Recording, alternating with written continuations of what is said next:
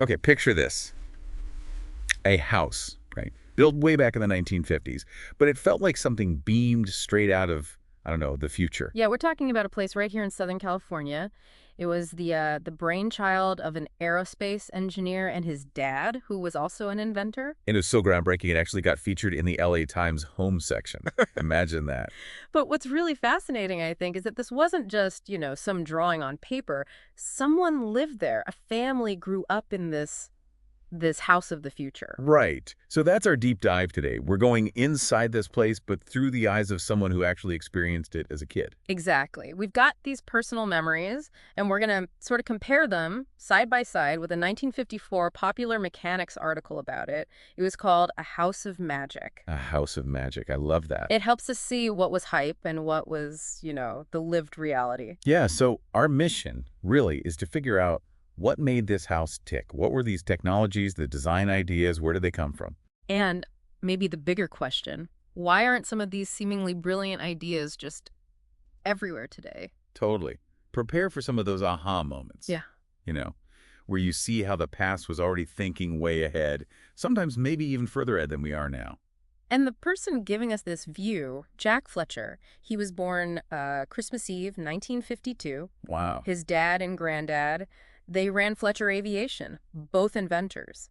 So Jack lived in this house when he was really little, maybe around 3 years old. It gives us a pretty unique perspective. Okay, let's dive in then. What hit you first when you walked in? What were those things that just screamed future back in the 50s? Well, apparently just entering the house was different. You didn't flick a switch for the lights. Well, You clapped your hands.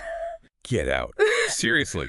Clapping turned on the lights? Yeah, not a switch in sight for that. It immediately tells you they were rethinking, basic interactions inside the home. That's wild. And it wasn't just the lights, was it? I read something about the electrical outlets. Uh-huh. Hidden. Right there in the carpets. Just in the carpet. No ugly wall plates. Yep. Imagine just plugging something in wherever you needed it on the floor. Okay, that's cool. What else? Then there were the windows. Now, this is 1954, remember? Right. These windows closed automatically. If sensors picked up rain or if the wind got stronger than 25 miles per hour, wham, close. We automatically closing windows in 1954 because of rain or wind. Yep, and you have to stop and think. That's still not standard, is it? Not really, not in most houses. No, not at all. That's incredible. It makes you wonder, like you said, why not? Exactly. What does that tell us about where home tech development went or didn't go? Okay, and for a mom back then, the camera system must have seemed like pure science fiction. Oh, definitely. She could be cooking, right? Yeah. And watch the kids playing out in the backyard on TV screens. On TV, like closed-circuit TV. Yeah, and not just one screen. They had viewing stations set up in the kitchen, the living room, even the master bedroom. That's early home surveillance, but used for, well, convenience, peace of mind. Precisely. Not like security cams today, more like a parenting tool. And the lighting, it wasn't just the clapping. Going. In the living room, they had these floor lamps, totally cordless. Cordless lamps in the 50s. How? Induction coils, buried right in the concrete floor. You put the lamp on a specific spot and boom, it lit up. Seriously. Yeah, the article even mentioned that burnt-out fluorescent tubes would still glow if you put them there. That is some serious tech. Okay, the kitchen. Tell me about the kitchen. It sounds nuts. It does sound pretty sci-fi, electromagnetic stove. But the top wasn't metal, it was hardwood. Hardwood. How does that work? The pans floated just above the surface, heated by coils underneath. Floated, like actually levitated. Well, maybe slightly suspended by the magnetic field is how I picture it. And the key thing, the stovetop itself stayed cool. Wow, that's a safety feature right there, especially with kids. Absolutely. And they even extended the tech outside. There was a loudspeaker in the play yard. Connected to what? To that indoor TV system.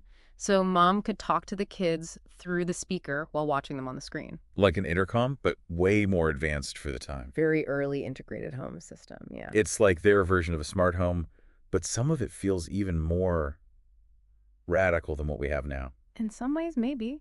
Then there was the walk-a-light system. Walk-a-light? Yeah. Lights turned on automatically when you walked into a room. And off when you left. Off when the last person left, I could tell. Oh. Use something called the capacity principle, apparently, and get the same system doubled as a doorbell and a burglar alarm. Whoa, okay. Multifunctional, convenience and security rolled into one. That seems to be a theme, doesn't it? Even the phone system was tricked out. How so? Buttons for numbers you called a lot, like speed dial, The basically. pre-programmed numbers. Uh-huh. And it used a concealed rotary switch to do the actual dialing automatically. Saved you spinning the dial for every single digit. Such a time saver back then. Okay, this chimney thing sounds really interesting, based on an old Chinese idea. Yeah, really clever. Instead of the smoke going straight up, it was directed under the floorboards first. To do what? Heat the floor? Exactly. Radiant floor heating powered by the fireplace smoke before it went out a central chimney. That's ingenious, using waste heat like that. And aesthetically, instead of a big mantelpiece above the fireplace, Yeah. a huge picture window so you could see the fire and look outside at the same time. That's a lovely design touch. It feels very integrated. It does. And there was a privacy feature, too. People inside could see out, but people outside couldn't easily see in. The memory mentions Jack's sister Jane in relation to that. Like one-way glass or something similar. Something like that. Again, thinking about the occupant's comfort and sense of security. It really paints a picture of a very thoughtfully designed space. Oh, and I love this little detail, the mini steering wheels in the car for the kids. Yeah. Miniature steering wheels and a plastic windshield just bolted into the family car so the kids could pretend to drive. That's just brilliant. Shows a playful side to all that serious invention. It really does. Gives you a sense of the family. So let's talk about the people behind it. Jack Fletcher, who shared these memories, he was only 23 when this house went up in West Covina, around October 1954. 23. Wow, that's young to be tackling something this ambitious. Definitely. And it wasn't just him, of course. It was a team effort. Him, his father, Frank the Fletcher aviation guy, and someone named John Scott Campbell from Caltech. Caltech involvement, okay. Makes sense. And they didn't just wing it, they actually set up a dedicated lab just to develop the tech for the house. A specific lab just for this project. That's commitment. And it highlights that cross-disciplinary thing. They were pulling knowledge from aerospace, from engineering, and applying it to basic home construction. And that apparently made it high quality, but also relatively low cost. That's what the article suggests, yeah. Transferring know-how, saved money, and improved the build. So how was it actually built? What were the techniques? Pretty advanced for the time. Post and beam structure. The walls weren't load-bearing. They were curtain walls made of, like, short bits of wood. And they built the wall panels off-site. Well, on-site, but in a temporary factory they set up. So prefabrication, essentially. Yeah. Decades before it became more common. Early modular thinking. Yeah. Very efficient. Very. And the heating system wasn't just the chimney trick. It was mainly electrical radiant heating. Wires buried in the concrete slab floor. Clean heat. Efficient. Sounds comfortable. And some unique design choices, too.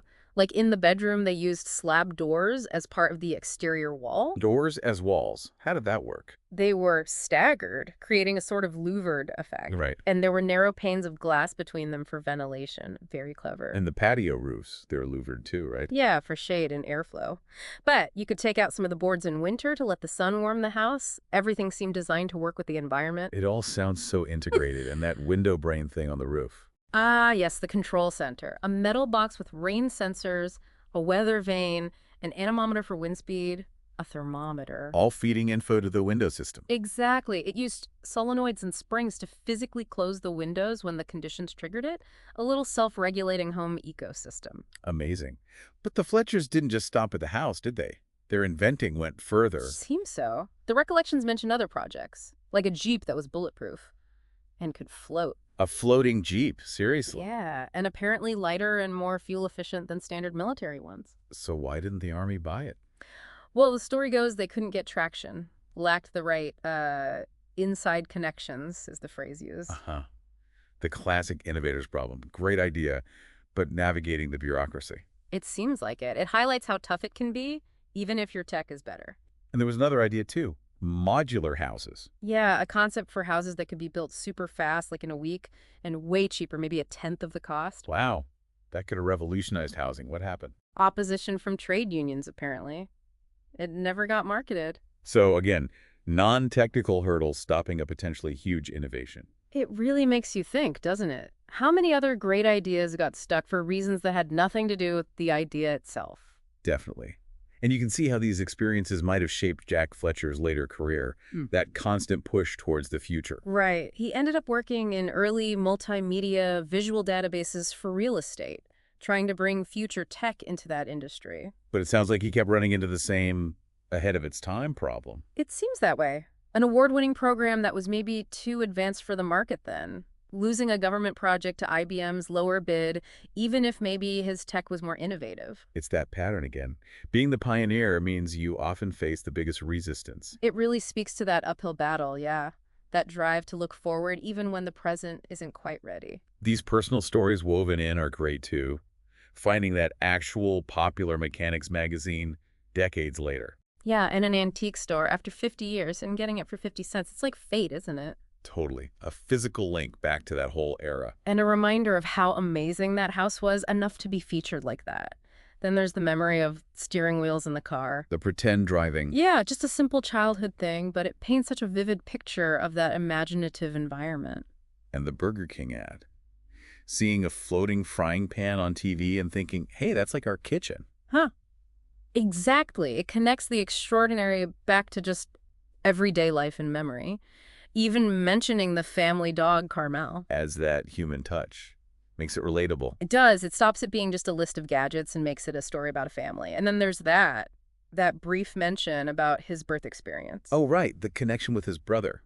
Telepathic communication. Yeah, it's very brief, kind of an aside. But comparing that sense of deep nonverbal connection to how we communicate today, all very physical and tech-mediated. It's thought-provoking. Makes you wonder about different kinds of human connection, maybe ones we don't focus on as much now. Exactly. A little detour into something quite profound, really.